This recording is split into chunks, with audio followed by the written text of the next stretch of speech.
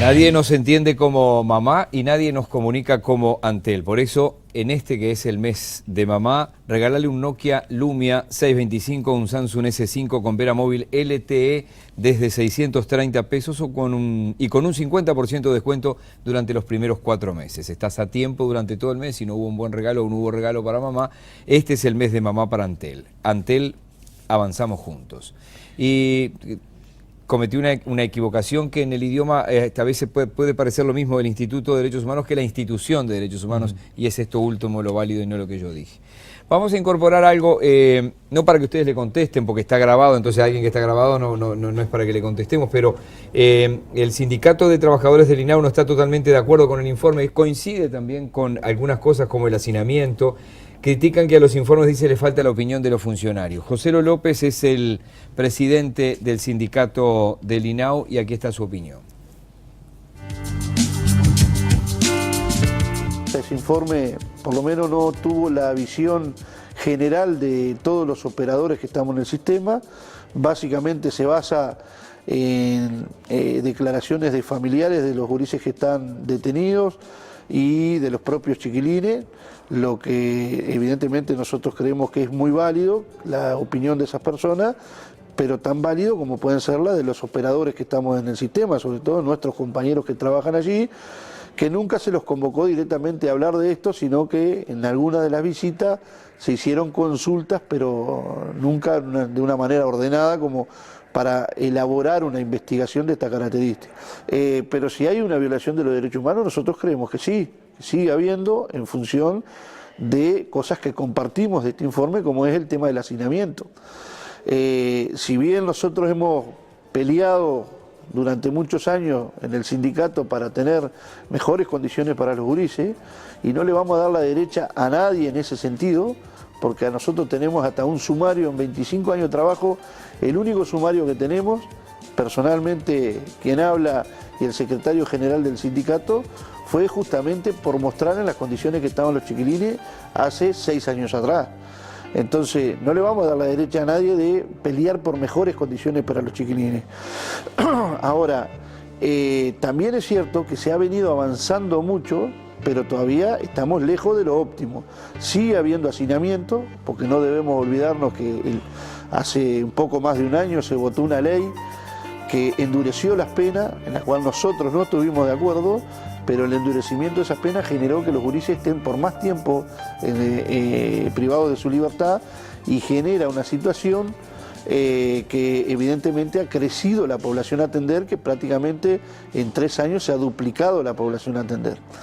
Entonces, en ese marco, nosotros sabemos que hay carencias, pero si comparamos lo que hoy se vive con lo que se ha vivido para atrás, y no estamos hablando de muchos años atrás, sino de lo que pasaba hace 3, 4 años atrás, este modelo de gestión para nosotros es mucho más adecuado que lo que teníamos antes. Más de 300 gurises han pasado por procesos de capacitación laboral y de experiencias laborales en los últimos 2 años. Hoy en día, de los 600 que están privados de libertad, hay 130 que están trabajando afuera en empresas, en sindicatos. El movimiento sindical ha tenido un papel preponderante en todo eso y evidentemente se ha avanzado mucho en esa materia. En la materia educativa, evidentemente también hay un cambio sustancial, donde hoy de los 600 gurises hay más de 450 que están cursando clases de secundaria y 130 que están cursando clases de primaria, y de 70, de 26 acreditaciones de exámenes que hubo hace 2 años atrás, hoy ya se superan las 1200. Juan Raúl. Sí, yo antes de que Mirta, que es la experta en el tema, aclare esto, yo quiero contar que el martes tuvimos una reunión con el consejo de el PIT-CNT y estaba Joselo, y yo creo que fue muy bueno, porque más que la superposición de monólogos a veces es bueno el diálogo, ¿no? Y entonces algunas de las cosas que él dice quedaron muy claras delante de él, las reconoció y las pudo escuchar todo el mundo. En primer lugar, Mirta conoce en detalle, es la que ha llevado adelante esta tarea. La información que nosotros hemos recogido en estos informes, no un informe como dice él, no proviene de los familiares de los detenidos. Nosotros no hemos tenido si los familiares de los detenidos tuvieran alguna denuncia que hacer, irían a la Defensoría del Pueblo. Este es un mecanismo preventivo y se hizo a través de visitas múltiples con un equipo multidisciplinario, valga la redundancia, de psicólogos, médicos, trabajadores sociales, abogados, etcétera, y no fue en contacto con los familiares, sino con conversaciones muy largas con todos los funcionarios, a veces también escuchando a los reclusos y sobre todo estando, conviviendo y viendo esta realidad. Y finalmente me parece importante porque para nosotros es importante. Él quedó el martes, todavía no lo hemos recibido, pero nosotros tenemos registrado 15, no 160 chicos trabajando, ¿no? Es una diferencia muy grande, entonces le pedimos que nos haga llegar esa información si es que existe, porque para nosotros es importante. Y yo quiero terminar con esto, pero sobre todo para no quitarle tiempo a Mirta. Insisto que un mecanismo preventivo lo que busca no es enfrentarse con organismos del Estado, sino colaborar con ellos para que mejoren las circunstancias.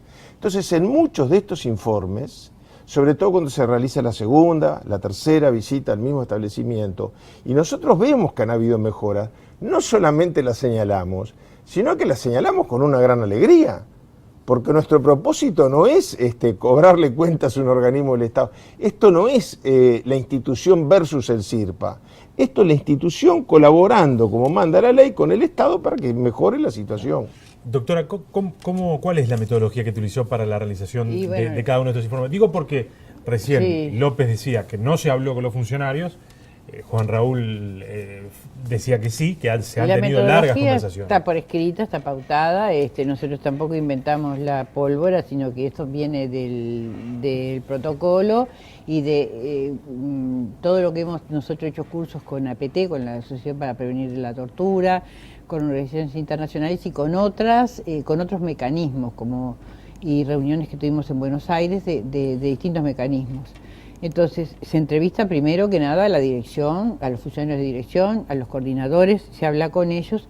Una parte del equipo, generalmente es un asistente social, se dirige a hablar con la dirección y con los funcionarios.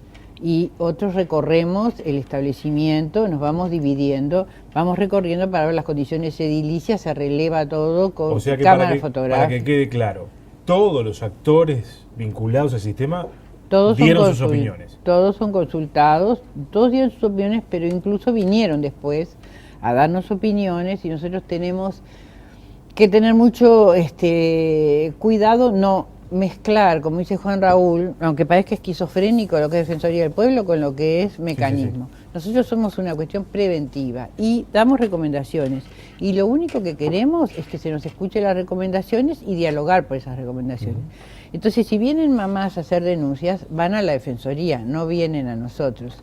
Obviamente, si nos dan aviso que hay un muchacho lesionado porque fue golpeado, entonces es conveniente hacer una visita de relevamiento. Por eso tenemos visitas que son de investigar todo el establecimiento, visitas que son de contralor, visitas especiales cuando tuvimos noticia de algún asunto. Cuando tenemos noticia de algo así, que es nuestra principal preocupación, los castigos físicos en el centro SER, ya lo hemos dicho, se lo pasamos a la Defensoría. Y es la Defensoría, fue el doctor Juan Faropa el que hizo una denuncia. No la hice yo, porque yo me aparto cuando hay que hacer una denuncia. Y cuando hablamos de castigos físicos, sistemáticos, ¿de qué hablamos?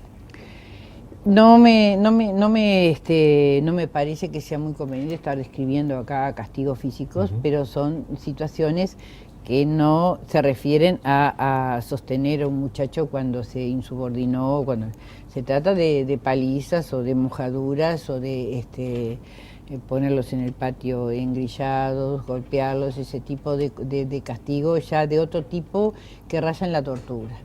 De eso tenemos muchas denuncias, no solo de familiares, sino que tenemos denuncias de personas que trabajan ahí y de gente que ha venido a decirnos que no se anima a denunciar porque pierde su trabajo, pero que no puede soportar determinadas situaciones.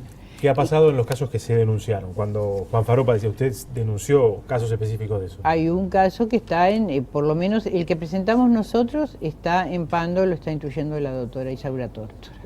Todavía no ha habido pronunciamiento de la justicia. Pero nosotros no es nuestro interés llegar a la denuncia, sino que se tome una conciencia y justamente como lo hablaba José, cuando hablamos con Joselo, yo le decía que no hay nada mejor que otro trabajador para que vigile y controle que los derechos humanos sean respetados. Entonces, sí, creo que de buena fe pienso que el SUINAU tiene que pensar que estas cosas no pueden suceder, entonces sin uno ir a denunciar a un compañero, le puede señalar estas cosas no se hacen. Entonces yo creo que eso es el autocontrol que tiene toda comunidad. En una comunidad cerrada es muy difícil a veces probar cosas, pero todos sabemos cosas que suceden ahí adentro. Entonces, ¿quién lo puede? Hay funcionarios bien intencionados, esos funcionarios son los que tienen que encargarse de que los gurises estén en condiciones adecuadas, que no sufran castigos físicos. Nadie está pensando en el Sheraton, ¿no? En el SER no hay hacinamiento. Siempre ahí aparece el mensaje que dicen que quieren. No hay hacinamiento en el SER. O también está aquel que dice, bueno, ¿y qué esperaban que le dijeran los gurises? Que los tratan bien, que no tienen problemas, están privados de libertad, por lo tanto, en general, el discurso va a ser en ese sentido. Nosotros cuando hicimos el llamado, pedimos gente con experiencia en privación de libertad y con experiencia en adolescentes. Porque todos sabemos, los que hemos tratado con presos, que el preso lo puede llevar a uno, envolverlo o hacerle alguna... así. Y el adolescente también tiene lo suyo.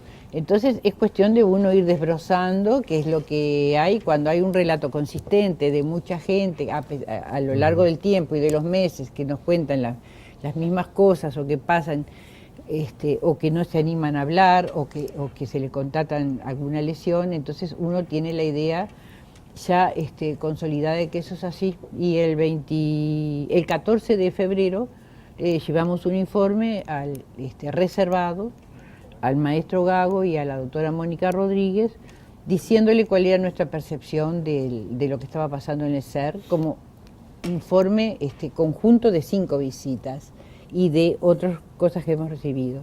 Y bueno, ellos se comprometieron, o por lo menos nos dijeron que iban a hacer investigaciones. Juan, después que se conoció públicamente esto, una especie de sacudón y de tormento, obviamente, ¿sentís que se... renuncia de las autoridades del CIRPA. ¿Sentís que se va decantando esto que ustedes se reunieron con el PIT-CNT? Estaba allí también la gente del sindicato del INAU. Vi un buen diálogo de ustedes con el maestro Gago ahora también. Sí, ¿sienten que aflojó esa tensión inicial?